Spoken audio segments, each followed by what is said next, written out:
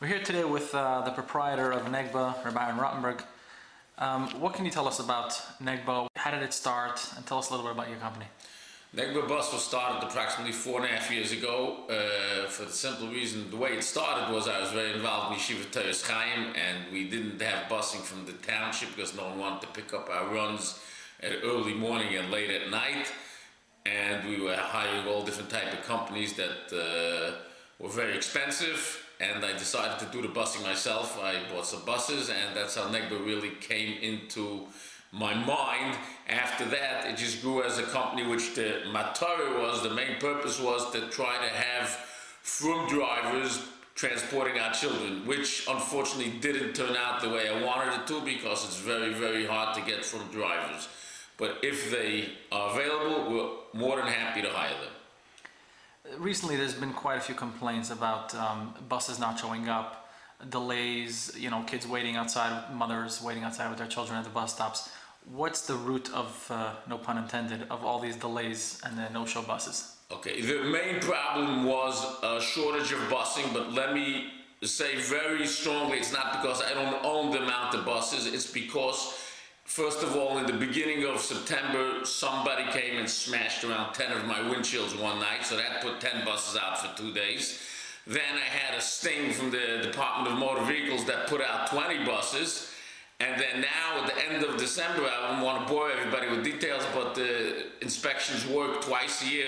The Department of Transportation comes down to you. There is no inspection station for buses. They come down to you and they give you a date when they're going to inspect your buses. They do around 10 buses a day. That means they gave us the last 2 weeks of December to do our buses, which is our scheduled time. They tell you this already in the summer when our next inspection is. Everybody knows the last week of December was the major snowstorm that left me around 40 buses uninspected, which really cannot be used. As of now, they only made up, out of those 5 days, they only gave us back 3 days. So really, we're still out around 10 or 12 buses, which as of this past Friday, did an inspection, and after that Friday, right now, starting this week, I have enough buses to cover every single run, and I myself am supervising it. I don't have extras because I still have 10 buses or 12 buses not inspected, but I have a bus to cover every single run. I myself am up in the morning, 5 o'clock in the yard this week, make sure every bus gets out. I'm happy to say that Tuesday and Wednesday, well now it's only Wednesday afternoon, but Tuesday, the whole day, and Wednesday morning, there was not one late bus, besides for the snow, which made us come a few minutes late to each run, but we left the yard on time. Every single run was covered on time. And in the times that we did not have buses, I leased as many buses as I can. I paid maybe for these 2 weeks, maybe $15,000 or $20,000 to other companies to cover our runs, to lease buses, to do whatever we can. There is a limited amount of buses that are out to be leased on any given morning. No one sits around with 100 extra buses. So I did our best. I would like to apologize for the kids that were waiting out in the cold. I wouldn't like if it happened to my child. But I think now we're past this inspection issue, and I think from here on in, we could run a perfect company. And now what about the complaints from parents? They say, that they're waiting at the bus and they try to call the office and nobody's getting through, people are not responding, it's a busy signal, they can't get through to the office. What's going on with that? We have 3 lines coming into the office, and so we have 2 people here in the morning answering 3 lines, which should be adequate.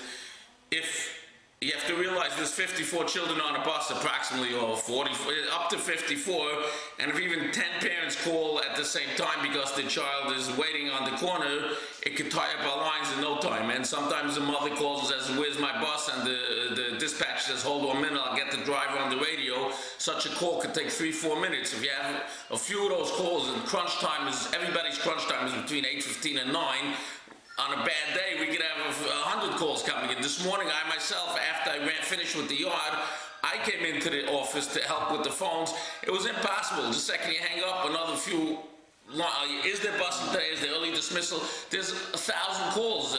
We were just answering straight. So we do apologize, but I don't know what more to do than 3 or 4 lines coming in here with 3 people answering it. Should be adequate, and if it's busy, I apologize, and they should keep trying, and eventually I hope they'll get through. And what about notifying principals or people at the school about the delays? Is that? I would gladly do it. The official directive we have from the Board of Education obligation is to contact them and they will contact the school, which is what we do. If the board would tell us otherwise, or if the principal would have my cell phone number, which most of them do, or my dispatcher's cell phone number, and they get through, we would tell them then also. But our directive is if we have a problem, chas v'shalom, an accident, or we're late, we call the Board of Ed. That's if it's an accident, it's the police and the Board of Ed. If it's late or something else, it's the Board of Ed, not the school. Now, what do you propose to generally improve to improve matters and to improve the bus company and to satisfy the parents? We have the equipment we have the drivers, we have the manpower, we have everything. What I'm seeing now that when I started this company, I started it for a hobby really. I wasn't intended to get involved full time. Believe that from last week on, I am involved full time. If it has to be fixing a flat tire and no one else is doing it, I will do it. But I'm out this week, 5 o'clock. I'm every morning in the yard, as long as it takes, whatever it takes. I myself am going to take a personal hand on top of it. And Be'ez Hashem will be perfect from now on, I hope. Very good. Thank you very much. You're welcome.